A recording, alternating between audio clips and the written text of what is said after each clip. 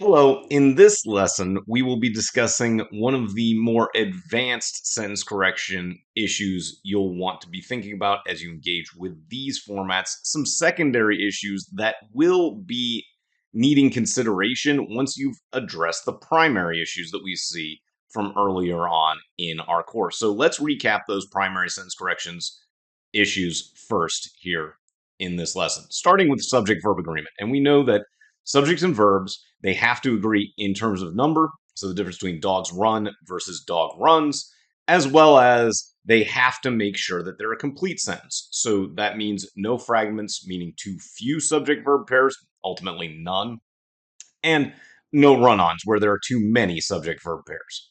Similarly, we'll have to consider verb tenses. We know that this can be an issue of timing, past, present, and future. It also can be an issue of conditionals, the difference between a certain statement of I will do my homework versus a conditional statement, I would do my homework. So another common issue that you can track in every sentence. And for pronouns and articles, we know that pronouns too can differ in number, the difference between it and they. And they also have issues of ambiguity. For instance, Bill, Bob, and Brent are at the store and he bought gum introduces the ambiguity of who he is. So you want to aggressively seek these definitive errors in every sentence and every choice, because if you track the issue carefully, you'll be able to, without any doubt, find errors if you're just paying close attention to subject-verb agreement, verb tenses, and pronouns and articles. Then our more meaning-based common sentence correction issues, we start with a modifier absurdity, because pending the placement of your descriptor, you may or may not be making a logical statement. For instance, the greatest painter Pablo Picasso's Guernica. Well, Guernica is the painting, not the painter. So we know that would be an error. Of course, adjectives and adverbs have to grammatically be modifying as well. So I run slow is actually an incorrect usage. It should be I run slowly, because we remember that adverbs modify everything except a noun, and adjectives can only modify nouns. Of course, we also have to track issues of parallelism and comparison. We know that grammatically, a list has to be in the same tense or in the same conceptual phrasing. So I ate, I ran, and I slept would be parallel.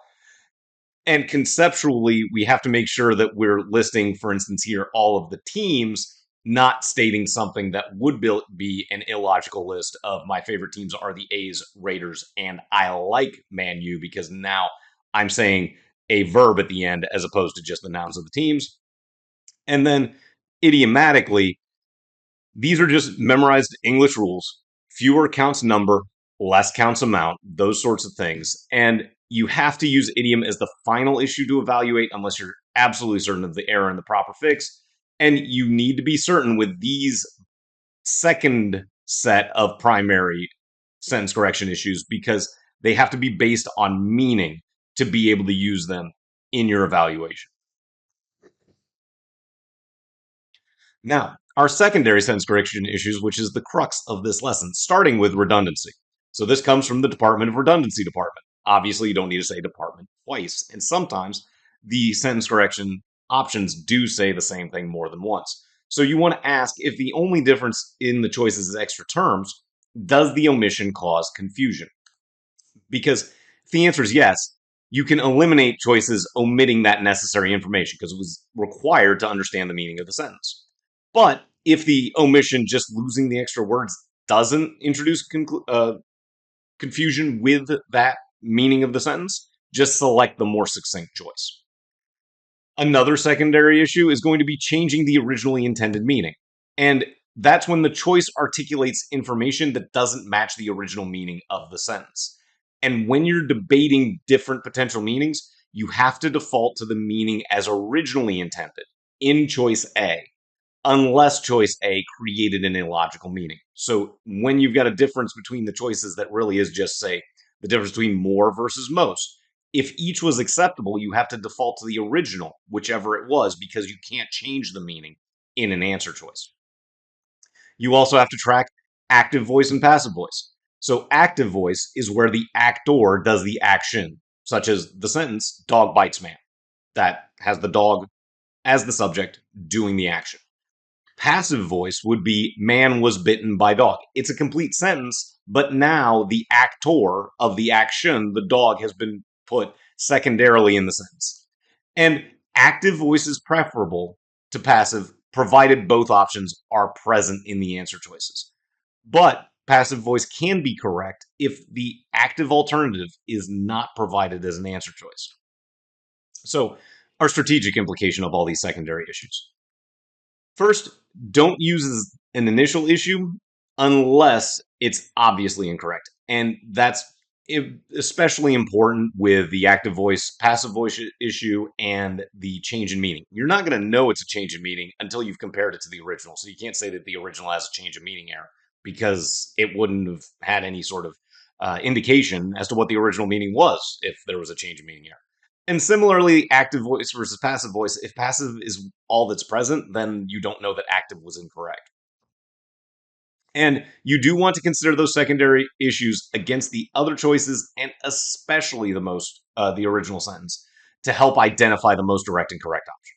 So here we have a sample sentence correction, and we're going to address a redundancy. So as always, we're going to read the original sentence as written, seeking potential top three issues, such as subject-verb agreement, verb tense, pronouns, and articles.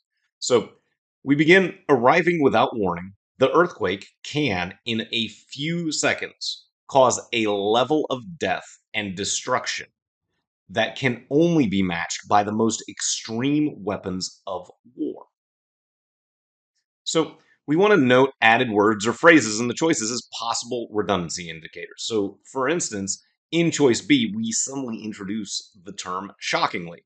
Well, shockingly means something showed up without warning. So that would certainly be from the Department of Redundancy department. I don't need to add shockingly. It doesn't produce any additional information, so I can lose it and still understand the meaning.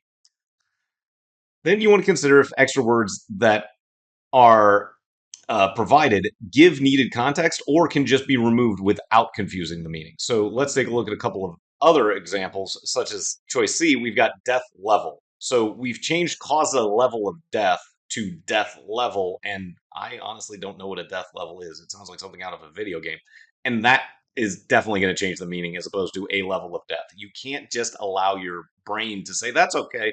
It's not necessarily correct, so we can eliminate that.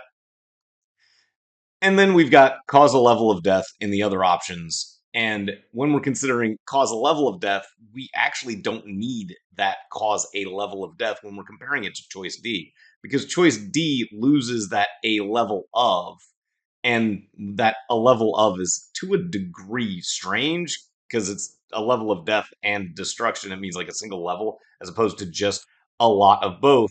And recognize that a significant rewrite can be correct in some of these options if it succinctly captures the intended meaning of the original sentence. So for choice D, an earthquake can, without warning and in just a few seconds, cause death and destruction. And that seems like a parallel list right there. That can only be matched by the most extreme weapons of war. And that captures the original meaning, loses some of the redundancies that we identified, and makes sure that there's no confusion introduced by those omissions. And we'd happily pick D in this instance. So moving on to our second secondary correction, sentence correction issue, we've got issues in changing the intended meaning. So as always, we read the original sentence first, trying to find those top three issues: subject, verb agreement, verb tense, pronouns, and articles. So configuration is comprised of a building's size and three-dimensional shape, its form and its location of structural elements, and the nature or location of non-structural components that may affect its performance. So we'll start with this pronoun of its. Well, at the end, we've got its performance and its form and its location, the only potential antecedent of the pronoun its would be configuration. And a configuration is not going to have a form or a location. It's the building that needs it. So we can eliminate this its in choice A, and we can eliminate the same issue in choice B, even though it removed the second its that was incorrect. Having the first its leaves choice B still wrong based on this single pronoun issue. Then we want to note other changes in the words from choice to choice to identify possible changes in the intended meaning. And we can see that we go from configuration to a building's configuration in choices C and D. So we look at what the options are, and we know that we have to default to the meaning of the original sentence unless there was a relevant error that rendered that meaning incorrect or illogical. And so it is clearly trying to say that its performance would be the building, not configuration's performance. And with choices C and D, a building's configuration is comprised of the building size and three-dimensional shape. Now, that makes it sound like it's a single building as a as opposed to any building. So this makes it a little bit strange as well, and it changes the original meaning because its configuration, it makes it sound like the configuration is possessed by the building. A building can't possess its own configuration. There's a lot of logical incorrections, logical errors, let's put it that way, in this pair of answer choices. So we can eliminate C and D. And of course, we want to read a potential selection back into the original sentence to confirm that its intended meaning is proper and captured without any sort of subtle alteration. So configuration is comprised of a building size and three-dimensional shape. So that makes sense. The form and location of structural elements of the building and the nature or location of non-structural components that may affect its performance, meaning the building's performance finally. And we'd happily select choice E, having fixed the issue of that ambiguous pronoun and moving things around, changing the verbiage slightly that made the sentence no longer articulate what was originally intended. And we'll look at one more option here, or one more example here, dealing with active and passive voice. Now, remember that active and passive only apply if you've got both options. But as always, we'll read the original sentence as written, trying to find top three issues: subject, verb, agreement, verb tense, and pronouns and articles that are incorrect. So in 2010, the Sitar Arts Center's 10th anniversary was celebrated by nearly 500 students who were offered a wide array of class offerings, including ballet, salsa, sculpture, and creative writing, all at a state-of-the-art 10,000 square foot facility. Now, you can note changes in verb and subject placement as possible indicators of active and passive voice issues. So we can see that we've got the Sitar Arts Center's 10th anniversary was celebrated, or we've got nearly 500 students celebrated the Sitar Arts Center's 10th anniversary. And we can now see that the students were the ones doing the action of the celebration. And you want to consider which noun is committing that main action and seek for that entity to be the main subject. So in this case, we'll end up getting rid of the choices that have the Sitar Arts Center as well. In some cases, the 10th anniversary of the Art Center, it appears, not even the Art Center itself, being the subject, because you want to prioritize choices that have the main actor committing the main action.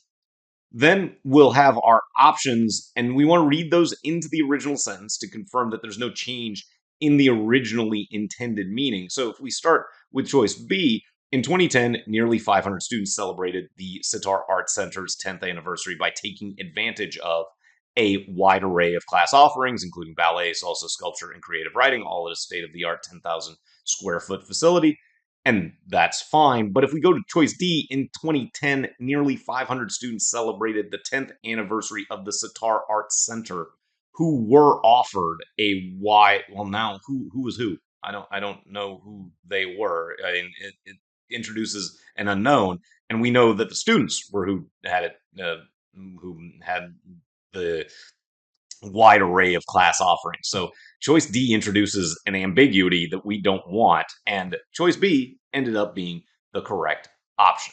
So now let's head on over to the whiteboard and take a look at how together we can execute on a sentence correction considering these secondary issues. So here we have a sample sentence correction, and we're going to set up the scratch pad as we do for every sentence correction on the exam. And so put a little line over top for a possible error. We begin by reading the original option. Overall, about 70% of the coffee house budget comes from earned income, though Kornblum said that sometimes the budget has depended more on grants from the National Endowment for the Arts and other funders. So we just want to track all of our subjects and verbs, our pronouns if there are any, articles if there are any, to make sure that no error is introduced. So overall, about 70% comes. So that's a fine subject-verb pair. From earned income. That's all fine, okay. So we've got an okay original statement subject-verb pair. Though Kornblum said, so Kornblum said, fine subject-verb pair right there, that sometimes the budget has depended, okay, so in the past has depended more on grants from the Endowment for the Arts and other funders. All of these modifiers, all of these subject verbs, the budget is a specific budget, so we do want that specific article of the as opposed to a. All of this is fine. There's no error in the original as written, so we have to look for the answer choices and see if there's anything that we can evaluate clinically. And we might find that in the very first word of the sentence, or of the choices, rather. So we've got income versus incomes. And if it was changed from earned income to earned incomes, well, that changes the original meaning demonstrably. So these are going to be changes in the original meaning. Because if we go from one income, and from earned income is like a generic broad categorization, to grants, that's going to be different than earned incomes, which would mean from like individual people. So this certainly changes the originally intended meaning, and we can eliminate D and E just for that one issue, and a very subtle one. If you notice that it goes from income to incomes, great way to cut this relatively lengthy underlined section down to size. So then looking at the other answer choices, we've got income in all three of them, and we'll look at just the extra words that are in C versus A and B. So we can see that though Kornblum said that on some occasions more than on others. Well, that seems like a significantly more wordy way to say sometimes. So this definitely would fall under the category of the Department of Redundancy department. And if you're working through a situation where choice A doesn't seem necessarily incorrect in any clear fashion immediately, feel free to leave that line up top open and just name your errors as you're working through it, as we are here.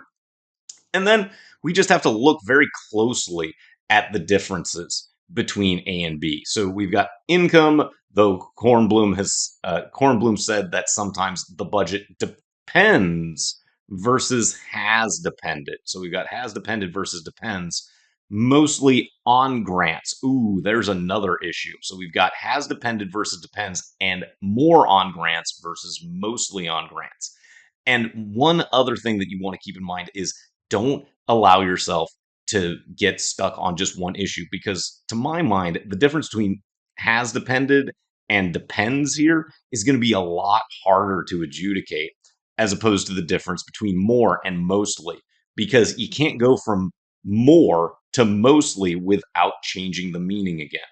And it's going to be really hard to get rid of the depends versus has depended, because it says that it comes, so it actually could go either way. But we know that we can't change the originally intended meaning here.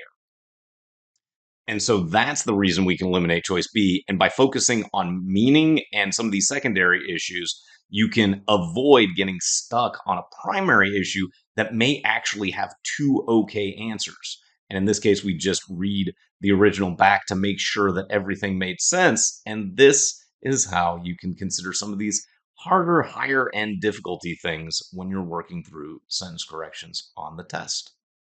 Go ahead and practice some more problems on your own to get better at this specific aspect of the verbal section of the exam.